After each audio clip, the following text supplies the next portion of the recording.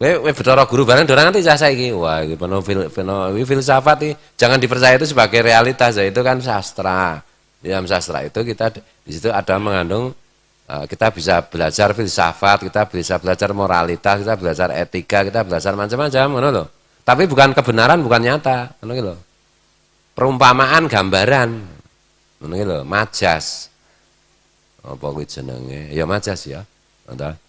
Metafor, metafora. Kayak swarga ana widodarine itu metafora, aja tok bayange widodari tenan to. Punjul saka kuwi. Karena waktu itu yang paling banyak itu laki-laki. Itu laki-laki itu yang paling pas itu kalau diberi gambaran keindahan itu tentang perempuan. Karena gambaran keindahan perempuan itu juga bisa dikagumi perempuan. Gitu. Perempuan itu bisa mengagumi perempuan lainnya. Laki-laki itu bisa mengagumi perempuan lainnya. Tapi sulit sekali laki-laki mengagumi laki-laki lainnya, itu sulit sekali. Kecuali homo. Gitu. Fakih itu sulit kok disuruh kagum pada Iqbal. Nek jijik iya. Tapi kalau suruh kagum itu sulit. Maksudnya aspek nih loh.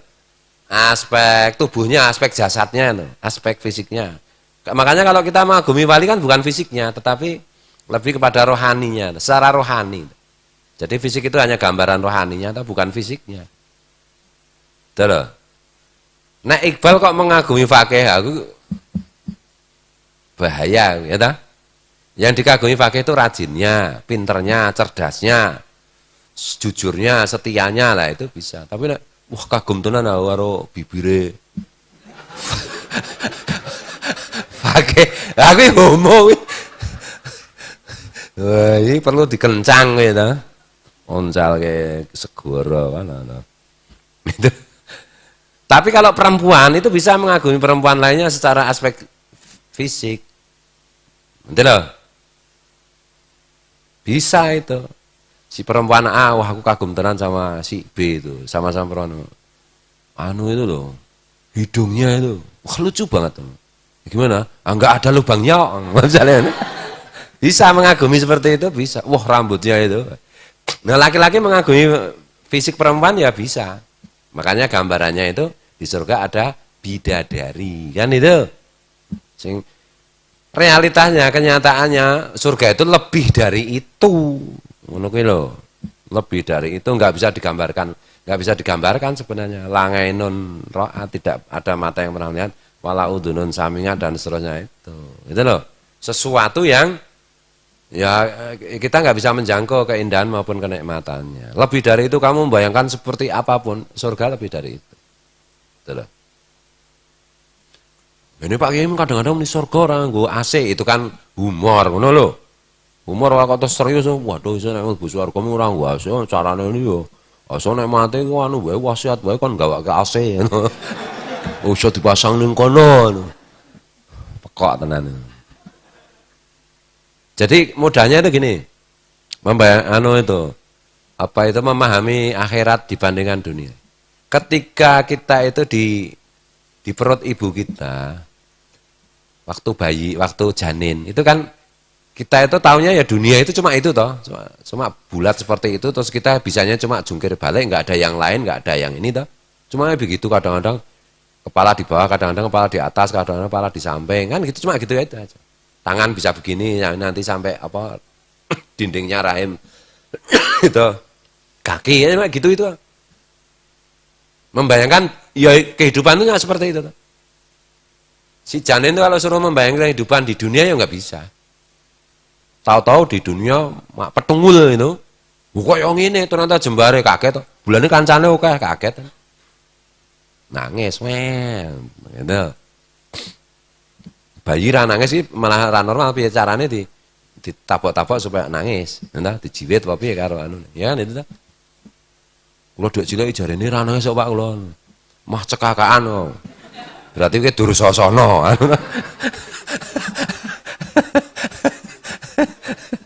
Gandane kok ngeyel, pokoknya kelingan anu.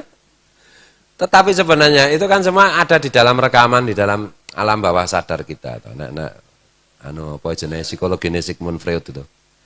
Itu sebenarnya bisa kalau kita itu benar-benar menelusuri dengan dengan zikir, dengan doa, dengan Nek cara wong Hindu ya dengan meditasi. Kita bisa mengingat itu loh. Bisa teringat. Iya. Imam Al-Ghazali itu menelusuri dirinya, asal-usul dirinya itu ketika janin kelingan. Teringat. Bahkan menelusuri ruhnya. Ruhnya ditelusuri ternyata pernah berdebat dengan Nabi Musa itu loh. Nabi Musa kalah berdebat dengan Imam Al-Ghazali. Nabi Musa tersinggung, marah, jengkel, pemarah atau Nabi Musa. Mulai nek pemarah berarti tak celok kayak tak jenenge Musa gitu. Tapi neng kromoe Pak De Musa itu saudara saya wongnya sabar banget ya, ora cocok jenenge ya. Kudune neson to.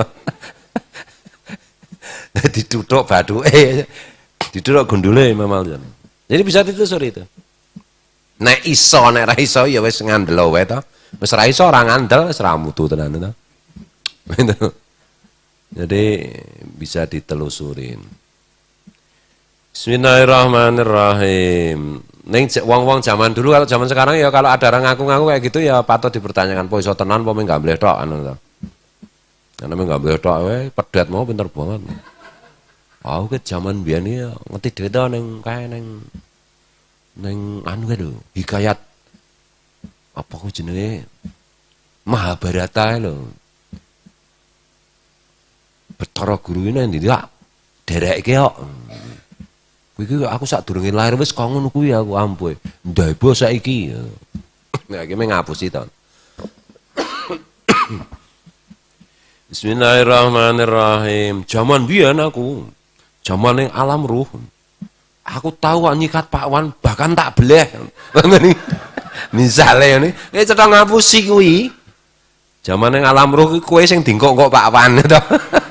Misal ya dan itu kalau Imam Al-Ghazali menceritakan seperti itu ada tanda-tandanya dan memang reputasinya itu membuat kita itu percaya bahwa itu benar kan loh.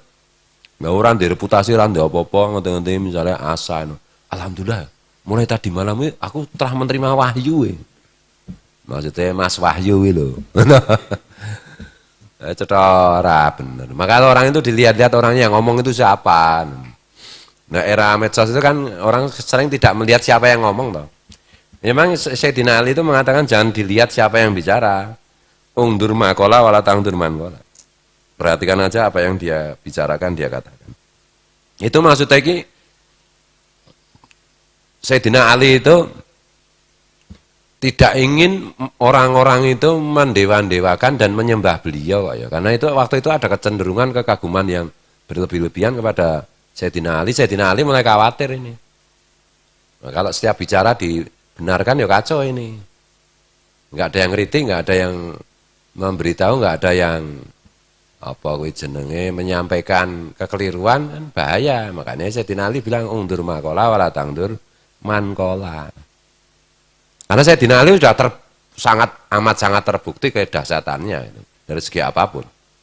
Nah, nek kamu nggak tahu apa-apa, nggak lulus apa-apa, nggak ngaji apa-apa, kemudian kamu mendebat kiai, mendebat orang yang reputasinya sudah jelas,